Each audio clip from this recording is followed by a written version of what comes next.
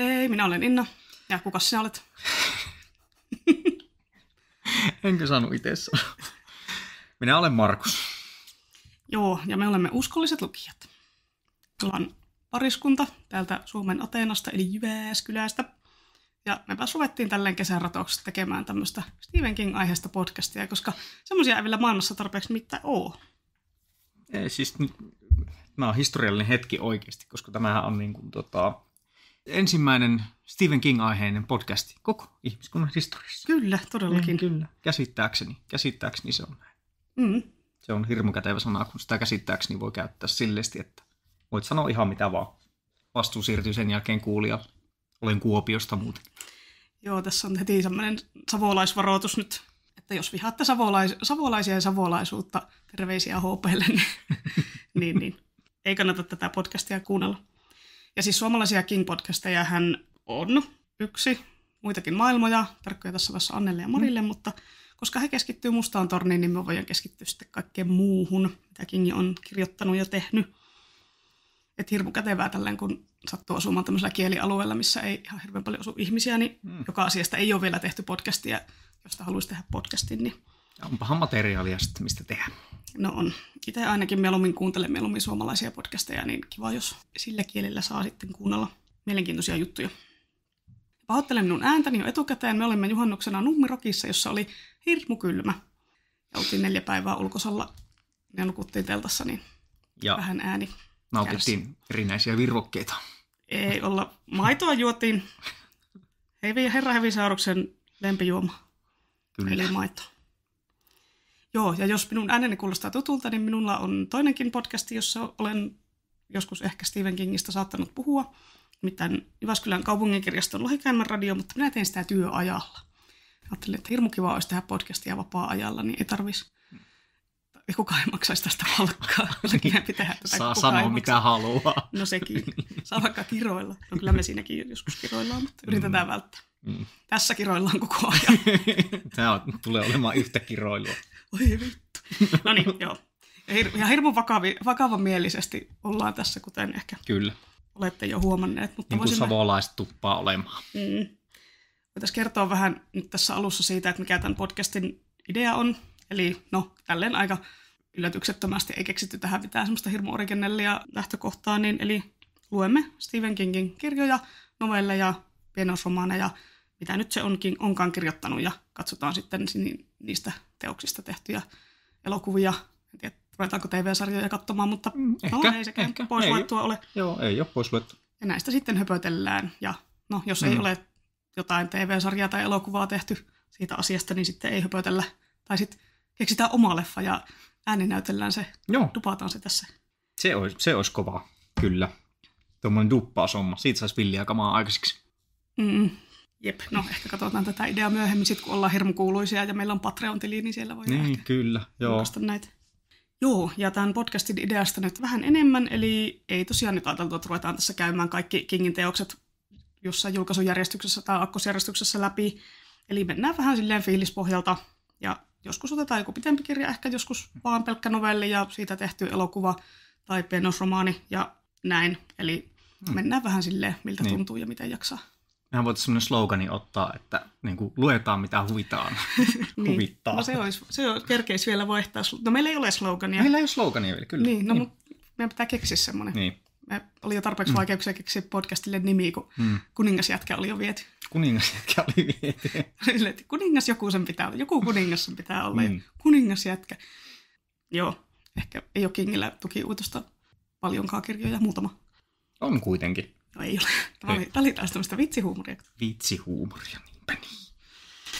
Joo, mutta ei tosiaan tässä muutakin elämää meillä on, joten ei pystytä lupaamaan jaksoa tälleen niin kuin kerran viikossa tai kerran 2 tai missä tietyssä aikataulussa.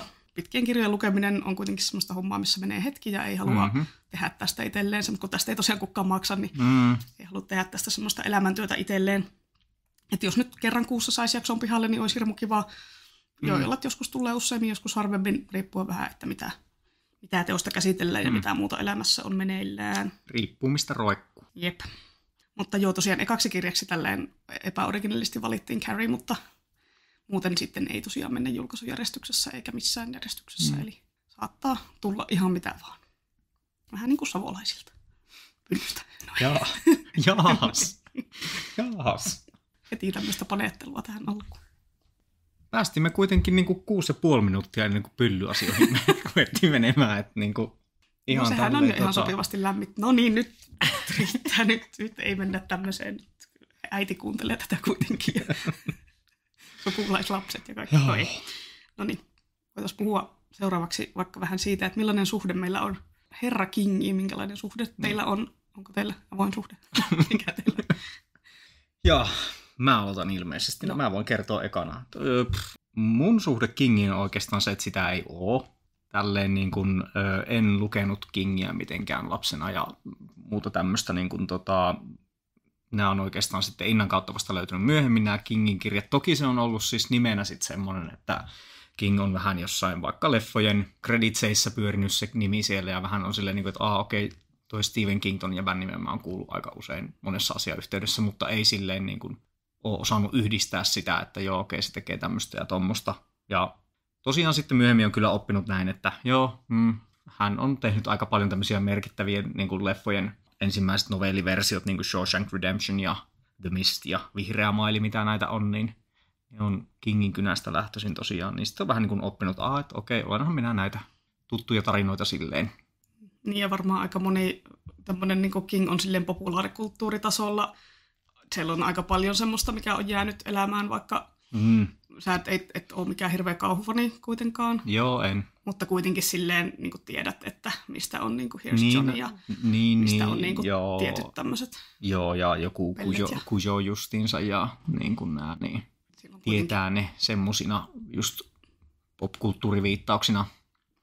Joo, ei niiltä varmaan voi välttyä, että varmaan semmoiset pihtiputaan mummotkin tyyliin tietää niin kuin tietyt semmoiset Kingin asiat, että just ne pellet ja Kärin veriset mekot ja että ne on ehkä kuitenkin ne tunnetuimmat tämmöiset ikonisimmat hahmot ja ikonisimmat kohtaukset, niin niihin on viitattu niin monissa muissa elokuvissa ja kaikessa popkulttuurissa, niin en niiltä oikein voi välttyä tai en usko, että on hirveän paljon ihmisiä, jotka on se, että kuka Stephen King en ole koskaan kuullutkaan. Niin.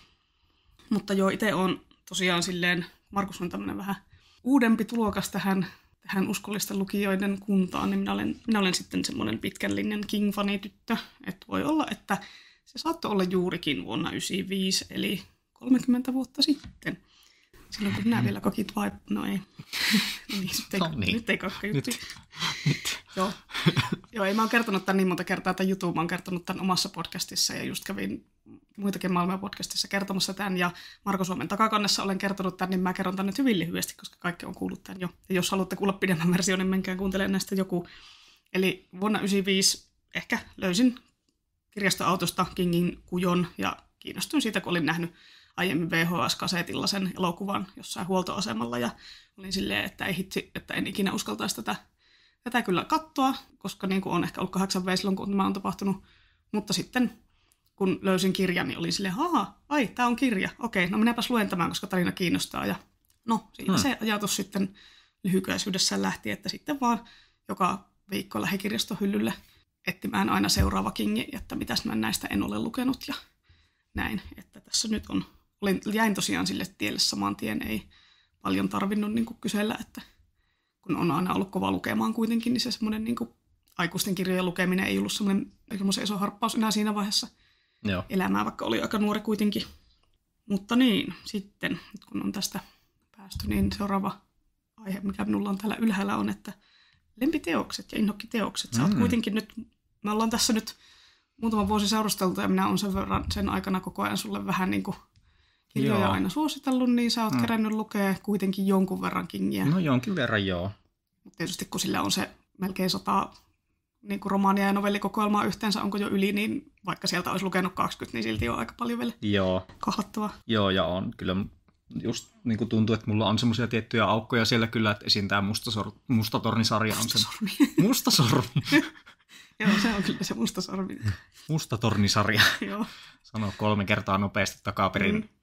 Mutta joo, niin että siinä mielessä on hiukan haastava kysymys mulle, kun tuntuu, että en ole lukenut ehkä välttämättä kaikkea semmoista. Mutta okei, joo, tämä on vähän haastava kysymys minulle tämä inhokkiteosjuttu, kun en ole lukenut vielä paljon Kingiä ja ehkä myös kun Kingillä on tämmöinen aika vakiintunut fanikunta, niin minä haluan vältellä väärän teoksen nimeämistä inhokkiteokseksi, että sitten sieltä tulee joku tämmöinen vihainen väkijoukko, joka ajaa minut talikoilla polttoroviolle, niin haluan akuutisti vältellä tämmöistä asiaa elämässäni. Kai sä oot lukenut sen Kingin kirjan, missä oli tämmöinen kohtaus, missä ajettiin väärän inhokkiteoksen maininnut henkilö roviolle.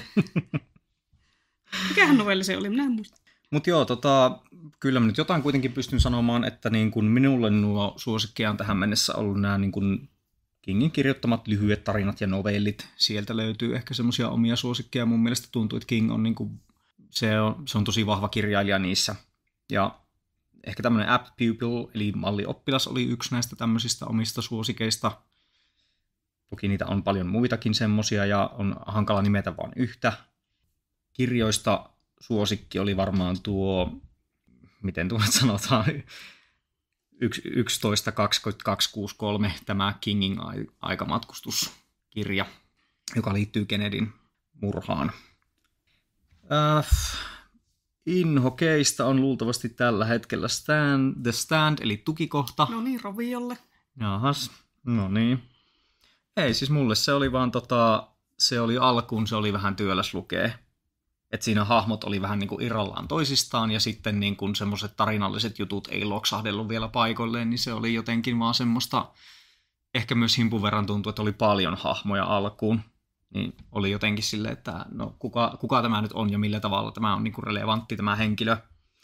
Ja ehkä vielä siitä sanoisin, että tämmöinen klassinen hyvän ja pahan välinen taistelu niin tuntui vähän semmoiselta jotenkin.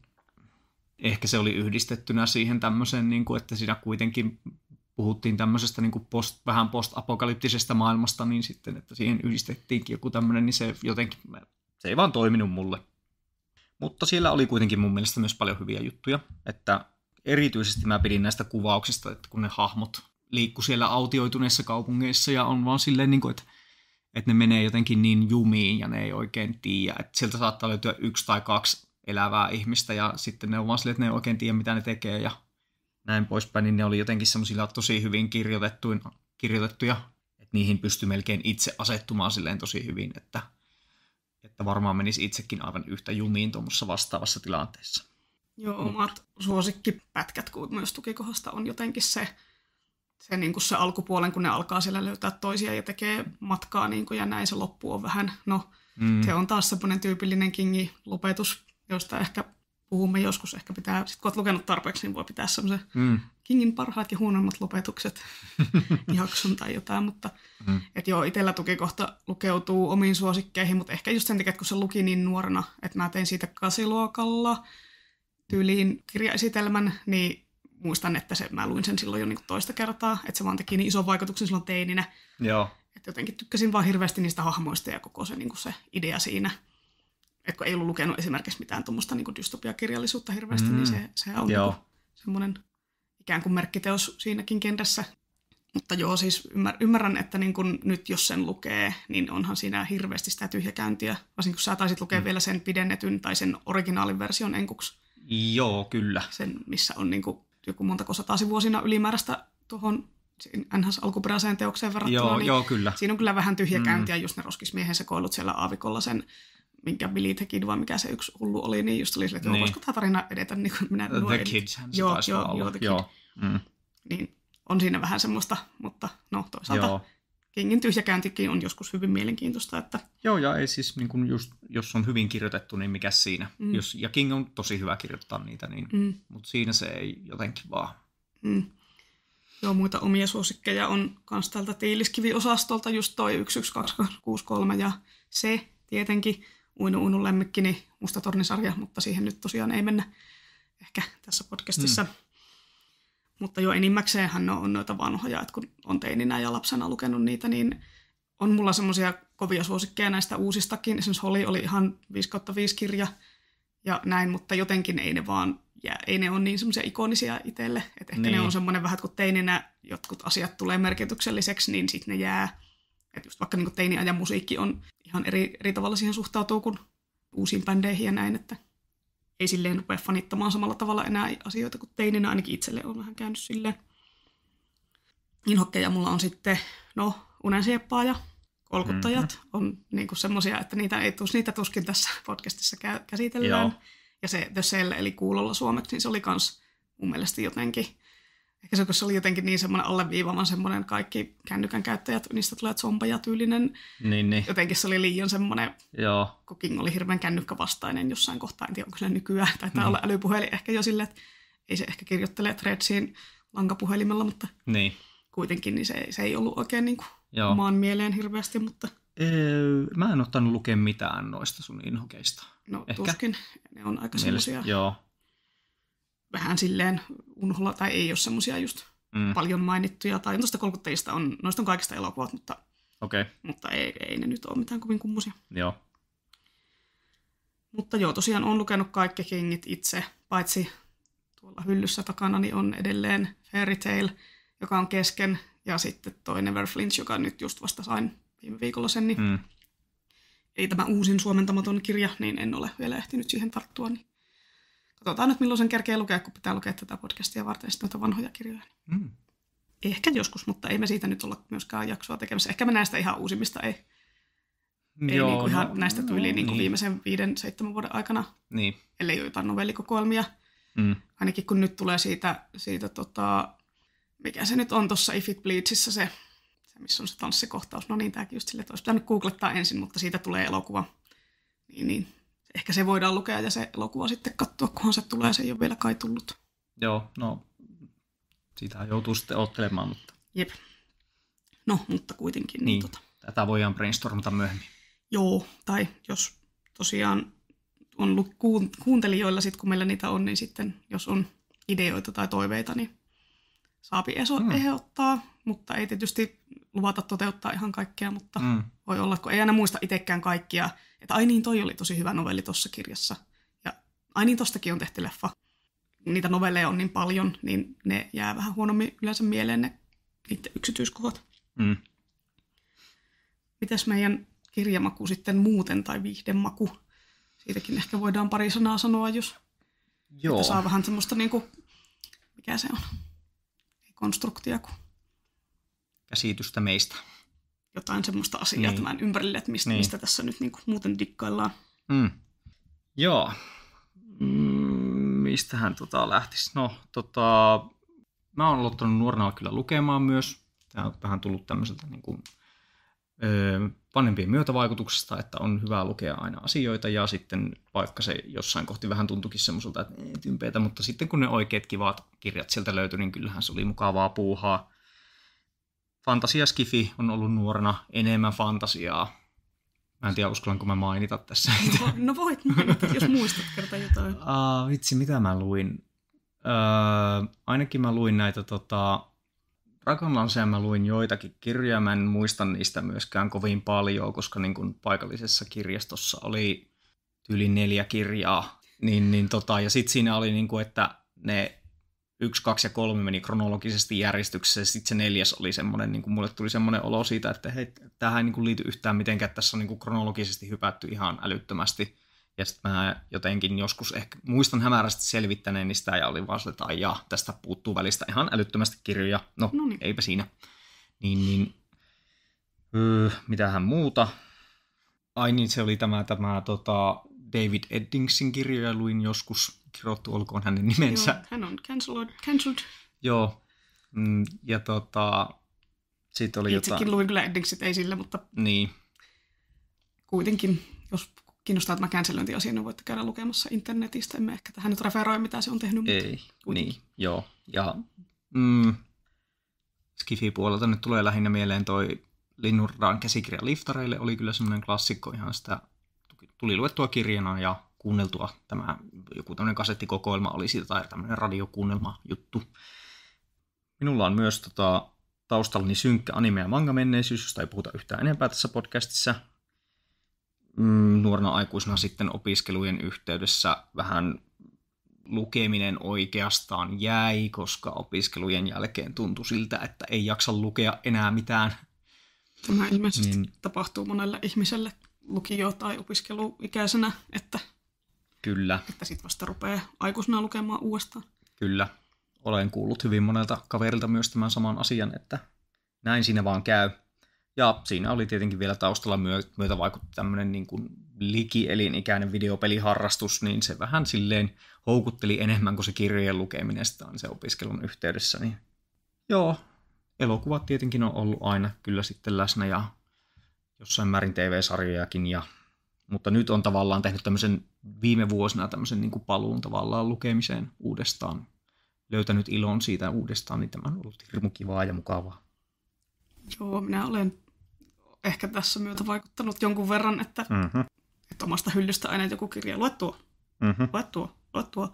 Ja selkeästi meillä on aika samanlainen maku, koska sä oot kaikista suunnilleen tykännyt, mitä mä oon sulle suositellut. Ei ole ollut semmoista, että tämä oli ihan kauhea, että ei tämä ollut yhtään mun makuun, tai että en mä tämmöistä halua lukea, tai näin. Ei ole varmaan, onkohan mulla yhtään jäänyt kesken mitään. Mitä sä olisit ehdottanut? Eipä muista. Että jotain sarjoja sulla on tietysti kesken, mutta ne nyt on silleen, että niitä nyt kerkee lukea pidemmälle sitten, jos haluaa, mutta... Hämärästi muistan, että sulla oli joku kirja, jonka sä laitoit mulle, ja sitten mä olin silleen vaan, että se ei vaan lähtenyt. Ei, se oli Annukka Salaman Ripli, mistä mä aikuisesti katkara, että sä olit silleen, että en minä jaksa tämmöistä teinimenua lukea. No ei lähtenyt. No. Ei lähtenyt. No, ehkä se vielä lähtee uudestaan. Siinä on kuitenkin videopelejä ja kaikkea. Tuommoinen videopelityypin videopelikirja. Minä tykkään lukea niistä, kun minä tykkään pelata. Ymmärrän, no, mutta anyway, ehkä voimme agree to disagree tässä asiassa, vaikka olenkin ikuisesti katkara, koska Annukka Salama on best. No, mutta anyway, itse luen Spefiä silleen 90%. Aika lailla, no sarjakuvia tulee luettua myös, mutta kyllä ainakin enimmäkseen on semmoista Spefi-osastoa, ja sitten luen aika paljon nuorten kirjoja työn puolesta, koska olen tosiaan kirjastossa töissä ja siellä teen nuorten kirja-asioita, niin niitä pitää sitten kans lukea.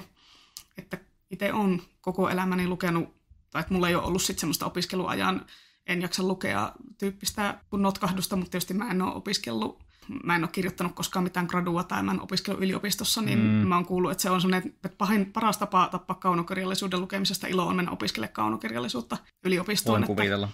Että mulla ei ole käynyt sitä ja sitten kun en ole koskaan tuohon pelaamiseen lähtenyt niin paljon mukaan, että kyllähän mä nyt pelaan, mutta sitten en ole silleen niin kuin pelannut mitään vovia tai mitään tämmöisiä, mitkä silleen koukuttaa, niin sitten ei siinäkään iässä tullut sitten niitä kirjoja jätettyä, vaikka tietenkin luin huomattavasti paljon vähemmän parikymppisenä kuin nyt, että ei niin kuin todellakaan ole samalla tasolla. Että varmaan niin kuin kovin suosikki Kingin lisäksi on Robin Hood, jonka olen sinullekin sitten tutustuttanut, ja sulla nyt on, sulla on laivatrilogia nyt kesken, kun otellaan toisen osan suomennosta. Mutta... Ja se on kyllä varmaan semmoinen, niin kuin on noussut itselläkin semmoiseksi niin kuin ihan top 1 suosikkikirjailijaksi kautta kirjasarjaksi. Joo, mietittiin, että ruvetaan tekemään sitten Robin Hood-podcastia tässä sivussa. Että niin. Joka toinen viikko tehdään tätä. Tähän vaan ideoitahan vaan syntyy, kun teet vaan. Joo, ja Robin Hood on silleen kätevä, kun voi lukea 600-sivuisen, 700-sivuisen kirjan ja sitten tehdä siitä yhden jakson. Niin. Joo, mutta ja siis Leigh Bardugo on sitten toinen, sulla on siltä vielä se viimeinen duologia lukematta, mutta muuten niistäkin oot tainnut tykätä. Kyllä, joo. Tämä Korppien kehä ja olihan se Korppien kehä. Joo. Niin, tämä oli kyllä niin kuin erittäin mainio setti. Siitä pidin paljon. Joo, mä en tiedä, säkin oot ehkä mahdollisesti samalla tavalla kuin minäkin semmoinen hahmovetoinen lukija, eli ne hahmot on niin kuin tosi tärkeitä, että jos niin kuin on ne hahmot semmoisia, että ne on vähän yhdentekeviä tai jotenkin, että se juoni on siinä semmoinen, mitä ne vaan kuljettaa, että niillä hahmolla ei oikeastaan merkitystä, niin. Semmoiset kirjat ei ole niin mun makuun. Joskus voi lukea juonivetoisia kirjojakin, mutta kyllä mä oon huomannut, että King ja Hobb ja Bardugo kaikki on semmoisia hahmovetoisia kirjoittajia. Että niiden niin kuin, kaikki hahmot on semmoisia, että mistä niin kuin, tykkään tosi paljon. Ja siellä saa olla just sitä jaarittelua. Hobb ja King on molemmat missä jaarittelijoita. Että siellä kerrotaan, miten mennään keittiön syömään lämmintä leipää ja kaikkea muuta tämmöistä, mikä ei edistä sitä tarinaa mitenkään, mutta siinä fiilistellään ja tulee kaikkea. Niin. Toki sillä erotuksella sanon kyllä, että sitten niin kuin joskus voi olla, esimerkiksi Kingin niin kuin lyhyissä tarinoissa ja novelleissa niin kuin välillä törmää siihen, että sillä on joku sellainen kiinnostava idea, ja sitten siinä ei välttämättä ne hahmot, niin kuin tietenkin lyhyessäkään tarinassa, niin että se pääsee syvälle hahmoon vielä, niin että ne voi olla niin kuin ihan todellakin ehtovia. Joo, King osaa jotenkin semmoisella niin kuin ihan parilla lausella kirjoittaa, että sä jotenkin niin kuin heti saat siitä kiinni siitä hahmosta, että se ei ole vaan semmoinen paperinukke, joka siellä menee tarinan ehdoilla, vaan että se, en tiedä miten, se on kirjoittanut niin paljon, että kai sitä tulee aika hyväksi kirjoittajaksi, kun kirjoittaa sitä kirjaa. Niinpä, luulisi. Miten sitten vielä toi leffapuoli, jos me nyt niistä puhutaan vielä tässä podcastissa, niin onko sulla, niin kun sä et ole tosiaan hirveä kauhun ystävä, mutta... Joo, en. Mutta kun jotenkin kun King on niin paljon muutakin kuin sitä kauhua, tai kun se ei ole semmoinen niin kuin gore splatter, niin kuin shokeraus, jumpscare niin kuin meininki, että siellä just on ne hahmot, mitkä on niin kuin niitä tärkeimpiä. Ja ehkä sen takia aika monet Kingin kirjoihin perustuvat leffat ei ole välttämättä ihan niin hyviä, koska niissä ei päästä niihin hahmoihin niin kuin silleen sisälle, kun pitää 1,5 tunnissa kertoa tosi pitkä tarina, niin siitä se jää aika ne hahmot vähän semmoisiksi, että niin. Näistä on aikaa kertoa 2 minuuttia ja sitten se niin kuin juonen pitää edetä jo. Niin se on kiinnostavaa kyllä sitten just, että niin kuin mä aikaisemmin mainitsin tämän Shawshankin ja The Mistin ja Vihreän mailin, niin niistä on sitten niin kuin ne taitaa kaikki pohjautua näihin lyhyihin tarinoihin. Tiedätkö, mikä muu niitä myös yhdistää? No kerro. No, ne on kaikki Frank Daramontin ohjaamia. Niin no joo, se no, on, toki. Että Frank Darabont ja sitten Mike Flanagan on semmosia, mitkä saa siihen vähän enemmän. Että me katsottiin se Dr. Sleep, kun tultiin sieltä Islannista, niin se on kans hänen. Ja emme taisi olla sun kanssa katsottu hirveästi mitään noita muita Flanaganin leffoja, niin ei katsottu Julmaa leikkiä tai... Ei olla ainakaan yhdessä katsottu. Ja siis mullekin Mike Flanagan on vaan semmoinen, että nimenä soittaa kelloja, mutta en osaisi nimetä leffoja. Joo, mutta se on kyllä semmoinen vähän niin kuin laadun tae näissä Kingin hommissa, että ei se ole vielä yhtään huonoa King-leffaa tehnyt ja näin niin. Että itse kyllä tykkään katsoa kauhua aika paljon, mutta mulla on vähän se, että mua pelottaa. Niin minä en mielellään katso niitä yksin ja muutenkin en mä aina joutuu vähän silleen keräämään rohkeutta, että katsoo jotain, niin no ainakin nuo Kingin leffat nyt on semmosia aika iisejä katsottavia, että ei sun tarvi niin kuin silleen pelätä, että sulla yöunet menee täysin kaikesta. Niin. Mutta niin kuin, aika vähän tulee nykyään tosiaan leffoja kyllä katsottua verrattuna aiempiin vuosiin, ja sitten nykyään katsotaan vaan tyylin TV-sarjoja uusiksi. Et ei mitään uusia TV-sarjoja katsota, vaan katsotaan vanhoja suosikkeja uudestaan. Niin. Mutta aika samanlainen maku meillä on niin kuin TV-sarjojen suhteen. Olen huomannut. Joo, aika lähelle. Niin, sä et ole niin kuin nähnyt Hohtoa, Hohdon sä oot varmaan nähnyt. Siis elokuvan kyllä, tämä sen... Kubrickin versio. Joo. Onko sitä muita versioita? Siitä on Kingin itse käsikirjoittama semmoinen minisarja, tai siis 2-osainen elokuva käytännössä. Okei, joo. Ehkä se pitää sitten katsoa myös. Joo. Kun sitä hirveästi haukutaan, mutta kun mun mielestä mä jotenkin muistelin, että se oli ihan ok, mutta tietysti siitä on 20 vuotta, kun mä katsoin sen. Joo. No. Että kun nuorena piti kaikki ne Kingin elokuvat katsoa ja kaikki King-filmatisoinnit katsoa, mutta sitten niistä ei niinku muista hirmu paljon, eikä muista, että oliko ne niinku mistään kotoisin. Niin.